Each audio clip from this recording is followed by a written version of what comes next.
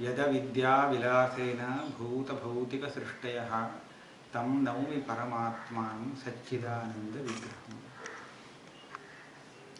अनुपलब्धेर योग्यता च तर्कित प्रतियोगी सत्व प्रसंजित प्रतियोगिकत्वम्। योग्य अनुपलब्धि चाहिए अभाव को जानने के लिए। प्रतियोगी की योग्य अनुपलब्धि उसके अभाव को जानने के लिए प्रमाण बनती है। तो उसमें योग्यता क्या है? अनुपलब्धि माने उपलब्धि का अभाव। तो उपलब्धि का न होना, इसमें योग्यता क्या चीज है? तो योग्यता का स्वरूप बताते हैं तर्कित प्रतियोगी सत्व प्रसंजन प्रसंजित प्रतियोगिकत्वम्। तर्कित प्रतियोगी सत्व, प्रतियोगी की सत्ता की तर्कणा। तर्कणा क्या क्या अर्थ है? तर्क माने वो यदि होता है नहीं, लेकिन यहाँ पर यदि प्रतियोगी की सत्ता होती तो उसकी उपलब्धि हो जाती। जैसे जहाँ पर घट नहीं है यह हमें पता चल रहा है। कैसे? क्योंकि घट दिख नहीं रहा है, इसलिए घट नहीं है। घट दिख नहीं रहा है, इसका क्या अर्थ है? घट की उपलब्धि नहीं है। इसको हम अनुपलब्धि प्रमाण कहेंगे। इस अनुपलब्धि प्रमाण में योग्यता क्या है? हम देखिए, ऐसा हम कह सकेंगे यहाँ, यदि यहाँ पर एक घट होता, घट की सत्ता होती तो वह घट दिखता। हेतु हेतु मत। हाँ, यदि यद्यत्र घटः स्यात् तो उसको दिखना चाहिए था, लेकिन नहीं दिख रहा है। तो इसीलिए यह अनुपलब्धि कैसी अनुपलब्धि है? इसकी उपलब्धि उसके प्रतियोगी सत्ता के द्वारा प्रसंजित आपादित की जा सकती है। जहां पर उपलब्धि का आपादन हो सकता है, प्रतियोगी की सत्ता से को लेकर प्रतियोगी की सत्ता का आरोप करके उसकी उपलब्धि का आपादन जहां हो सकता है, तो वहीं पर वहां की जो अनुपलब्धि है वही योग्य अनुपलब्धि है। अयोग्य अनुपलब्धि भी होगी, वो भी हो सकता है, अयोग्य अनुपलब्धि भी। जैसे हम अभी उदाहरण दिखाते हैं, अंधकार है, अंधकार में भी तो घट नहीं दिखता, तो घट की अनुपलब्धि तो है, लेकिन ऐसी इस अनुपलब्धि के आधार पर घट नहीं है ऐसा निर्णय नहीं कर सकते। अयोग्य। क्यों? यद्यत्र घट स्यात् तर्हि उपलभ्येत, ऐसा आप वहां नहीं कह सकते, क्योंकि देखने के लिए दूसरे सामग्री है, चाहे वो नहीं है, वहां प्रकाश नहीं है। इसलिए जहां पर उपलब्धि का आपादन हो सकता है तो वहीं वह अनुपलब्धि योग्य अनुपलब्धि मानी जाती है। तो जब यहाँ पर हम कर सकते हैं, अभी यदि यहाँ पर एक घट यदि रहता तो अवश्य दिखता ना। हाँ, तो यहाँ पर नहीं दिख रहा है, यदि होता तो अवश्य दिखता। यह है देखने का आपादन, उपलब्धि का आपादन करना। जहां पर उपलब्धि का आपादन हो सकता है तो वहीं पर अनुपलब्धि योग्य अनुपलब्धि है। ठीक है? प्रतियोगी सत्व प्रसंजित प्रतियोगिकत्व, प्रतियोगी की सत्ता, यद्यत्र प्रतियोगी सा, प्रतियोगी की सत्ता यदि होती, यह प्रतियोगी सत्व प्रसंजन, उसके द्वारा प्रसंजित उपलब्धि तो दिखता, अवश्य दिखता। प्रसंजित है, उसके द्वारा हम प्रसंजित करते हैं, अवश्य दिखता। क्यों? यदि होता तो दिखता। यहां पर यदि घट होता तो अवश्य दिखता, नहीं है अतएव नहीं दिख रहा है। उपलब्धि का प्रसंजन करने के लिए जो हेतु है, उसके उस हेतु के द्वारा उपलब्धि प्रसंजित होती है। उपलब्धि तो है नहीं यहाँ, लेकिन उपलब्धि का आपादन किया जा सकता है यदि उसके लिए हेतु है, संजात करने वाला। हाँ, प्रसंजन माने प्रसक्ति, आपादन करना। आप यदि ऐसा नहीं करते तो ऐसा हो जाएगा, ऐसा नहीं करते तो अनिष्ट, आपत्ति। तो यहाँ उसी तरह आपत्ति, आपत्ति माने अभी हुआ है ऐसा ये बात नहीं, यदि ऐसा नहीं होता तो वैसा नहीं हो सकता है, ऐसा हो सकता है, कुछ आपत्ति कर सकते हैं। तो यहाँ पर प्रतियोगी की सत्ता यदि रहती तो उस क्या हम आपादन करेंगे, उसकी उपलब्धि का आपादन करेंगे, लेकिन उपलब्धि तो है नहीं। तो इसी से पता चलता है वहां वो प्रतियोगी की सत्ता नहीं है, घट की सत्ता है नहीं। यस्य अभावो गृह्यते तस्य यः प्रतियोगी तस्य सत्वेन अधिकरणे तर्कितेन प्रसंजितम् आपादन योग्यं यत् प्रतियोगी उपलब्धि स्वरूपं तस्य अनुपलम्भस्य यस्य अनुपलम्भस्य तत्वं तद अनुपलब्धि योग्यत्वम, उसी का विवरण किया। जिसका अभाव यहाँ पता लगाना है, जानना है, उसके प्रतियोगी को प्रथम प्रतियोगी शब्द से लेना। तर्कित प्रतियोगी घट आदि, तो उसकी तर्कित सत्ता, प्रतियोगी की तर्कित सत्ता का क्या अर्थ है? अधिकरण में तर्कित माने प्रसंजित, यदि होता, वास्तव में नहीं, यदि होता, यह तो तर्क है। तो इस तर्क से आप किसका आपादन कर रहे हैं? उपलब्धि। जो उपलब्धि अनुपलब्धि का प्रतियोगी है। तो अनुपलब्धि तर्कित प्रतियोगी सत्व प्रसंजित प्रतियोगिक अनुपलब्धि है। तो यहाँ पर योग्य अनुपलब्धि है। ठीक है, उपलब्धि का अभाव का प्रतियोगी, हाँ, उपलब्धि के अभाव का प्रतियोगी उपलब्धि है। उसके द्वारा जानने योग्य जो अभाव है उसका प्रतियोगी है घट आदि। ठीक है, तथा ही आगे स्फीतालोकवति भूतले यदि घट स्यात् तदा घटोपलम्भः स्यात् इति आपादन संभवात् तादृश भूतले घटाभावः अनुपलब्धिगम्यः। जहाँ अब पर्याप्त प्रकाश है तो वहां पर यदि घट रहता तो अवश्य दिखता, ऐसा आपादन हो सकता है। इसीलिए नहीं दिखता है तो वहां घट नहीं है ऐसा आपको निर्णय कर लेना चाहिए, हो सकता है वहां। किंतु यहाँ देखिए अंधकारे तो तादृश आपादन अभावात् न अनुपलब्धि गम्यता। अंधकार है तो वहां घट तो दिख नहीं रहा है, फिर भी घट अभाव का निर्णय नहीं हो सकता, क्योंकि वहां यद्यत्र घट स्यात् उपलभ्येत ऐसा नहीं कह सकते हैं, क्योंकि अंधकार है। यहाँ होकर भी वह न दिखता हो सकता है। अतएव स्तंभे तादात्म्येन पिशाच सत्वे स्तंभवत् तत् प्रत्यक्षतापत्या तदभावः अनुपलब्धिगम्यः। स्तंभ यदि पिशाच होता तो स्तंभ के समान, स्तंभ तो दिख रहा है तो पिशाच भी देख सकते हैं पिशाच को भी, लेकिन पिशाच नहीं दिखता है। तो इसीलिए पिशाच और स्तंभ दोनों एक नहीं है ना?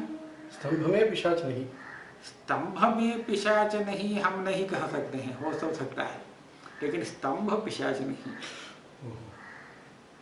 स्तंभ में पिशाच बैठा हो सकता है, लेकिन स्तंभ तो पिशाच नहीं, पिता कहा जा सकता है। एक स्थल में उसका भाव का और अभाव का देख सकते हैं ना? नहीं देख सकते, नहीं ना, भाव को नहीं देख सकते हैं, भाव को देख सकते हैं, भाव को भी आप नहीं देख सकते। पिशाच कोई आंख को दिखने वाला वस्तु है नहीं है ना? तो कहाँ पर बैठा है पिशाच? स्तंभ में नहीं, योग्य वस्तु नहीं, लेकिन यह योग्य है। स्तंभ तो पिशाच नहीं है। भूतल में घट है नहीं भी है, किंतु भूतल तो घट नहीं है। भूतल घट नहीं, ये योग्य है ना? उसमें घट हो भी सकता है, नहीं भी हो सकता है। उसी तरह स्तंभ पिशाच नहीं है, स्तंभ में पिशाच हो सकता है। होते तो भी नहीं दिख सकता। हाँ, नहीं दिखता। इसीलिए अनुपलब्धि का प्रमाण उसमें नहीं होता। अनुपलब्धि माने उसका अन्योन्या भाव तो गृहीत हो सकता है। अन्योन्या भाव माने स्तंभः पिशाचो न भेद। स्तंभ में पिशाच का भेद ग्रहण योग्य है, लेकिन स्तंभ में पिशाच का अत्यंत अभाव योग्य नहीं है। स्तंभ में पिशाच का अत्यंत अभाव हम ग्रहण नहीं कर सकते। तो सद्भाव कैसे ग्रहण करें? दोनों ही नहीं। पिशाच है यह भी नहीं, प्रत्यक्ष से नहीं आप जान सकते, पिशाच नहीं है यह भी नहीं जान सकते, क्योंकि योग्य अनुपलब्धि नहीं है। किंतु स्तंभ पिशाच नहीं, हाँ, यह योग्य अनुपलब्धि से सिद्ध क्योंकि स्तंभ दिखता है। हाँ, दिखता है, यही कह रहे हैं। अतएव स्तंभे तादात्म्येन पिशाच सत्वे स्तंभवत् तत्प्रत्यक्षतापत्या तदभावः अनुपलब्धिगम्यः। आत्मनि धर्माधर्म सत्वेपि तस्य अतीन्द्रियतया निरुक्तोपलम्भ आपादना संभवात् न धर्माद्य भावस्य अनुपलब्धिगम्यत्वम्।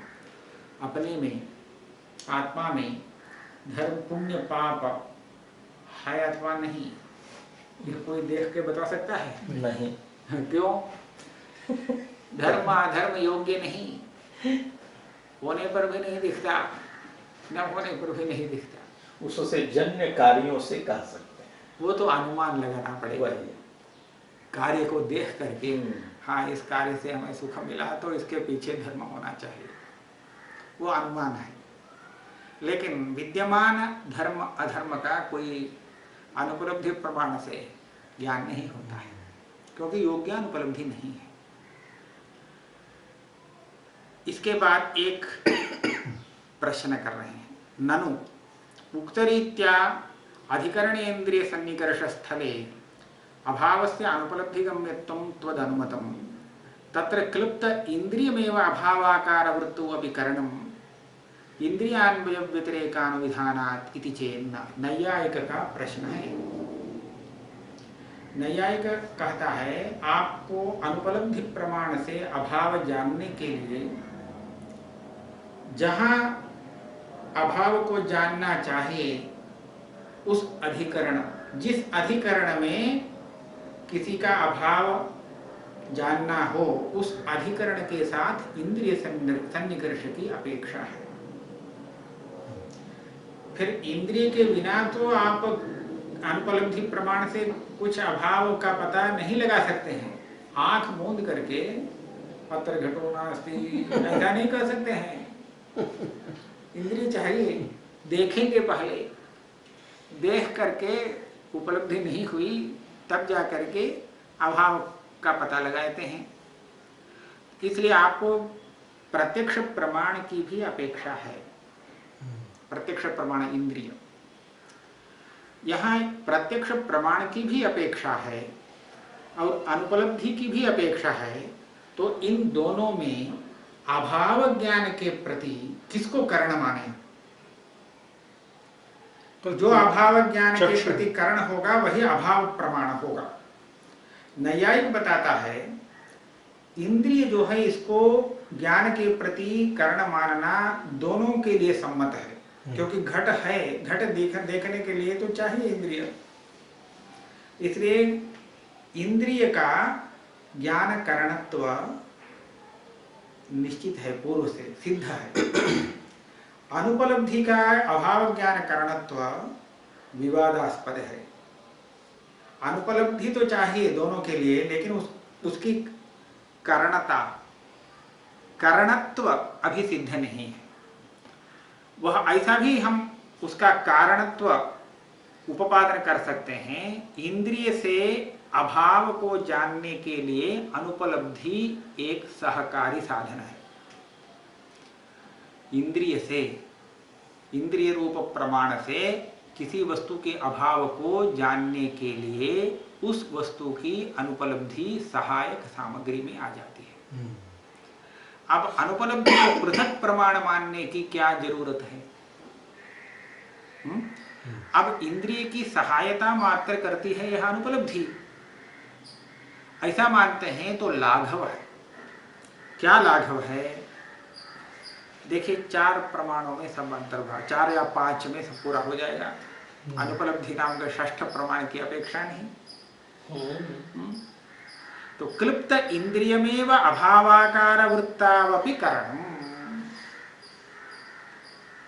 प्रत्यक्ष ज्ञान के प्रति प्रमाण रूप से सिद्ध जो इंद्रिय है वही अभावाकार वृत्ति ज्ञान जो होता है उसमें भी करण है, प्रमाण है, मान लें तो लाघव है। अब इंद्रिय के बिना ही आप अभाव का ज्ञान अनुपलब्धि से यदि प्राप्त करते हो तब जाकर के हाँ अवश्य मानना होगा, लेकिन बिना इंद्रिय की सहायता से आप अनुपलब्धि मात्र से कहीं भी अभाव ज्ञान प्राप्त नहीं करते हैं, क्योंकि वो योग्य होता नहीं। तो अतः हमारा यह निश्चय है इंद्रिय ही अभाव ज्ञान के प्रति भी कारण होगा, अनुपलब्धि केवल सहायता करेगी इंद्रिय की। यह नैयायिकों का आक्षेप है। तो इसका उत्तर देते हैं इति चेन्न तत्प्रतियोग्य अनुपलब्धेरपि अभावग्रह हेतुत्वेन क्लिप्तत्वेन करणत्वमात्रस्य कल्पनात्। अब आपने भी प्रतियोग्य अनुपलब्धि यह अभाव ज्ञान के प्रति कारण है इतना तो मान ही लिया। सहायता करना माने क्या है, वो भी अभाव ज्ञान के प्रति उसकी सामग्री में आ जाती है। तो अनुपलब्धि अभाव ज्ञान के प्रति कारण है, इसमें तो दोनों की सम्मति है, नैयायिक और वेदांती। अब कारणत्व जब क्लिप्त है तो हम थोड़ा सा उसको उसमें करते हैं कारणत्व, कारणत्व का विशेष। कारण तो सभी हैं, लेकिन एक विशेष को हम कारण मानेंगे, है ना। कारण विशेष कारण होता है। अब अनुपलब्धि को कारण मानने में तो दोनों में कोई विवाद नहीं, हम उसमें कारण भी मान लेते हैं अनुपलब्धि को, तो यही है। तो इसमें कोई बड़ी आपत्ति तो है नहीं। हाँ, आपके मत में हम गौरव दोष दिखा सकते हैं। इंद्रिय से यदि अभाव का प्रत्यक्ष होना हो तो विषयेंद्रिय सन्निकर्ष क्या होगा, विषय अभाव है। उस अभाव के साथ इंद्रिय का क्या सन्निकर्ष होगा, संयोग, समवाय, संयुक्त समवाय नहीं। तो आपको कहना पड़ेगा उसके लिए नया एक सन्निकर्ष मानना पड़ेगा, विशेषण विशेष भाव। तो हम कहेंगे वो जो नया सन्निकर्ष है वो दोनों के लिए सिद्ध नहीं, उसको मानने में गौरव है। अनुपलब्धि को कारण मानने पर सन्निकर्ष की अपेक्षा नहीं। देखिए, जब प्रत्यक्ष प्रमाण से विषय का ज्ञान होता है तभी विषयेंद्रिय सन्निकर्ष की अपेक्षा है। प्रत्यक्षातिरिक्त प्रमाण से विषय ज्ञान होता है तो सन्निकर्ष आवश्यक नहीं। अब अनुपलब्धि प्रमाण से यदि अभाव का ज्ञान होता है तो अभाव के साथ अनुपलब्धि का क्या सन्निकर्ष है, यह प्रश्न नहीं उठेगा, क्योंकि अनुपलब्धि प्रत्यक्ष प्रमाण नहीं है। लेकिन इंद्रिय से अभाव का ज्ञान होता है, ऐसा यदि मानते हैं तो इंद्रिय के साथ उस अभाव का क्या सन्निकर्ष है, प्रश्न उठेगा। तो इसलिए कुछ नहीं है, नया सन्निकर्ष बनाना पड़ेगा। अभाव के साथ इंद्रिय का क्या सन्निकर्ष होगा, भूतल के साथ है सन्निकर्ष। तो इस तरह आपके मत में गौरव है, एक सन्निकर्ष नया कल्पना करते हैं। और हमारे यहाँ तो वो कारण है अनुपलब्धि, आप भी मान रहे हैं अनुपलब्धि को अभाव ज्ञान के प्रति कारण के रूप में, दोनों के लिए सिद्ध है यह। केवल उसको कारण मान लेते हैं तो लाघव है, यह उत्तर दे रहे हैं। इंद्रियस्य च अभावेन सह सन्निकर्षा भावेन अभावग्रह अहेतुत्वात्। यहाँ पर इंद्रिय अभावग्रह के प्रति हेतु नहीं बन सकता, क्योंकि सन्निकर्ष है नहीं। यदि अनुपलब्धि मात्र अभाव ज्ञान के लिए पर्याप्त है तो इंद्रिय की अपेक्षा क्यों रखते हैं आप? तो उसका उत्तर देते हैं, इंद्रियान्वय व्यतिरेकयोः अधिकरण ज्ञानाद्युपक्षीणत्वेन अन्यथा सिद्धे। जहां पर अभाव को देखना है उस अधिकरण को जानने के लिए इंद्रिय की अपेक्षा है, न तो अनुपलब्धि को। हाँ, अभाव जानने के लिए नहीं। इंद्रिय की अपेक्षा क्यों है? तो जहां पर देखना है वहां उसी के लिए चाहिए, उसको देखने के लिए। भूतल को देखने के लिए अनुपलब्धि प्रमाण से कैसे देखेंगे? भूतले घटो नास्ति ऐसा यदि देखना है तो भूतल देखने के लिए इंद्रिय की अपेक्षा, घटो नास्ति के लिए घट अनुपलब्धि की अपेक्षा। तो इसलिए इंद्रिय अभावांश में उपयोगी नहीं है, ज्ञान के लिए उपयोगी नहीं। उसका उपयोग तो अभाव का जो अधिकरण है भूतल आदि, उसके ज्ञान के लिए ही अपेक्षित है। इंद्रियान्वय व्यतिरेकयोः अधिकरण ज्ञानाद्युपक्षीणत्वेन अन्यथा सिद्धे।